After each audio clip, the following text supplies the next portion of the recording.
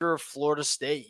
We have not talked about this program really much for the last 2 weeks, kind of in a standstill, waiting for administration to make a move. There's some buzz that Mike Norvell is coaching his way off the hot seat.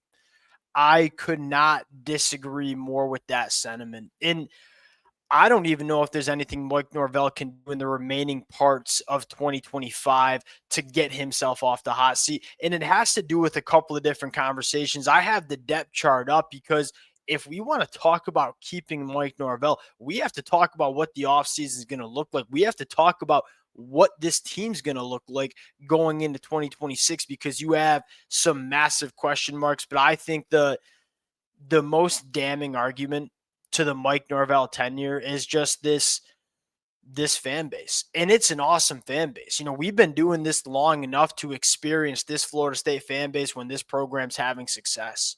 And it does not get much better, right? Mike Norvell has lost the fan base. And want to know what's a hell of a lot worse than paying a $50 million buyout? Not having a historically awesome fan base, losing that fan base, it's worse. It's way worse than paying $50 million to buy out Mike Norvell. But I think the other conversation that is very important to have is, hey, if we decide to keep Mike Norvell, how does this thing get fixed? Because there's really not an easy pathway to see Florida State getting back to where they belong under head coach Mike Norvell. That's the conversation I want to get into before we do. And as always, I want to hear from the Florida State fans. A fan base that has shown a ton of support to the boys over the last couple of years. It's one thing for me to get up here and share my takes. I think the more important conversation is how the Florida State fans feel down in the comment section.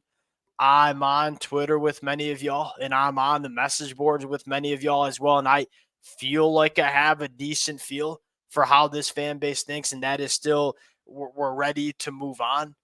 Let it fly. Appreciate you guys. If y'all do enjoy the content, consider subscribing to the channel. And I can promise one thing. I can't promise a lot of things. Can't promise if the administration is going to fire Mike Norvell, but I can promise one thing.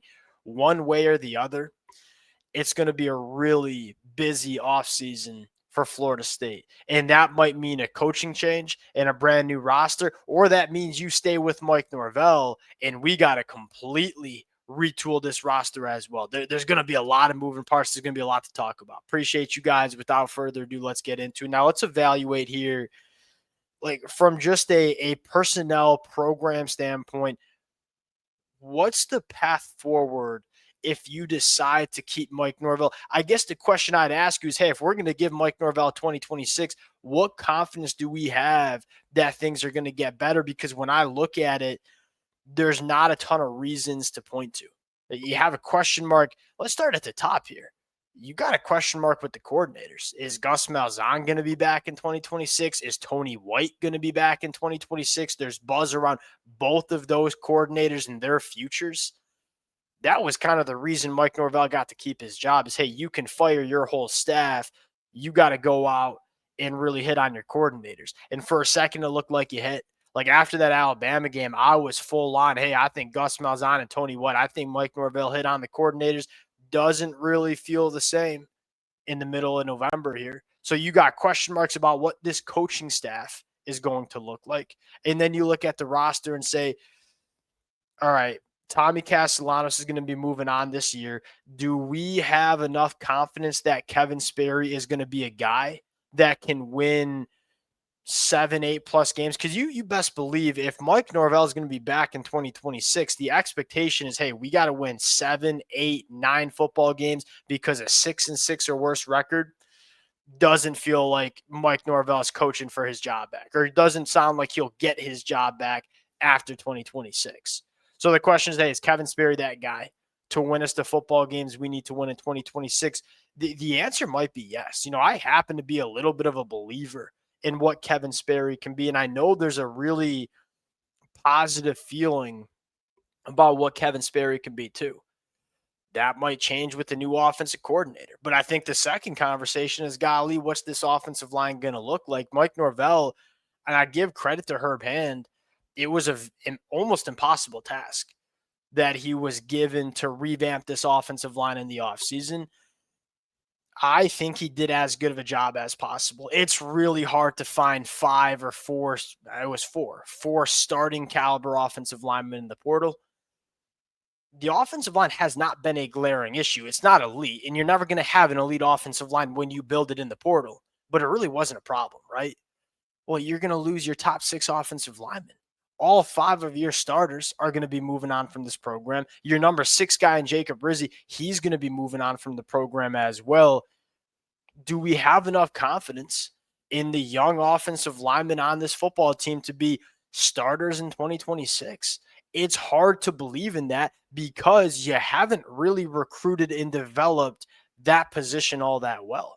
So you got a question mark with your coordinators. You got a question mark with your quarterback in Kevin Sperry. Even if Kevin Sperry is the guy, what's the offensive line in front of him going to look like? Because I'll tell you what's a bad recipe is trotting out a young but talented quarterback and giving him a piecemealed offensive line that's not going to be good.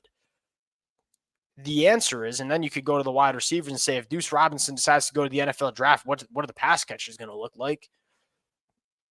Here's the problem. How do you fix Florida State?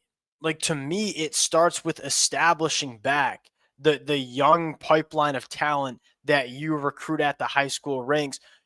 But we're going into 2026. Mike Norvell does not have that time. He's got to win. And so you're in this vicious cycle of, hey, we got to win right now. So we got to use the portal. We can't allocate our resources to building our high school classes. You're in this vicious cycle of, hey, 1 year rebuilds in the portal seemingly every single year that Mike Norvell is going to be there. And that's not going to stop. Because Mike Norvell is going to be on the hot seat. If you keep Mike Norvell, he's going to be on the hot seat in 2026. And what if he goes 7-5 and saves his job? Well, he's going to be on the hot seat in 2027. He's going to try to use the portal again. The fundamental problems that Florida State has, I don't think Mike Norvell is capable of fixing. Number one, because he's never really shown us that he can recruit high school at an elite level. Number two, he does not have the time to build this thing the right way, because he's going to be on the hot seat as long as he's the coach at Florida State, whether that's through 2026, whether that's through 2027. What does Florida State do? And I get the buyout is a concern. You have two concerns, right? Like paying Mike Norvell all that money, along with the new coaches that he brought in. But here's the other concern: do we have enough money to go out and get a really good coach with all of these other programs that are trying to hire coaches as well that did not have to pay $50 million buyouts? Well, a lot of those programs did have to pay some pretty significant buyouts. That's one. Number two is there are so many good candidates. Like, I firmly believe that. You could go to the coordinator route. I look at a guy like Brian Hartline. Brian Hartline at Florida State, man, would fire me up, because Florida State is spending just as much as anybody in this conference building their roster. And now you have a guy that knows what it's like. He knows what it feels like to recruit at a championship caliber coming from Ohio State, and he knows what it looks like to be in a program that's national championship caliber. And guess what? You don't have to pay Brian Hartline $10 million a year. You got to pay him $5 million. There are coaches out there that I think would be significant upgrades from Mike Norvell. And I guess the fundamental problem I have with keeping Mike Norvell in 2026 is, one, the fan base. The fan base gave everything they had. I think there were a lot of fans that were checked out after last year, and they kind of rallied the troops and tried to buy into this team again in 2025. Obviously, it's not producing. The fans do not believe in this head coach. That matters. I think fans have a lot more impact than a lot of us give them credit for. When you don't have fan support, it's really hard to win, and it's really hard to generate money. Number two, I just don't see a pathway for Mike Norvell getting it fixed the right way. You might retool successfully in the portal. Heck, Florida State kind of did this year, in the sense that they were 2-10 last year. They're at least competitive this year.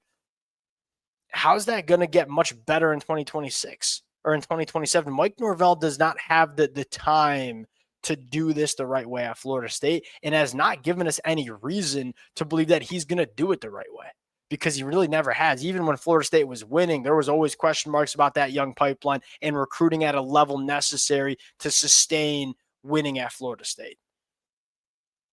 Those are my takes. And again, I very rarely get up here and bang the table for guys to get fired. But I do think this fan base deserves a head coach that has the opportunity to do it right and that is willing to do it right. And I'm just not sure if Mike Norvell has the opportunity, and I'm not sure if he's willing to either.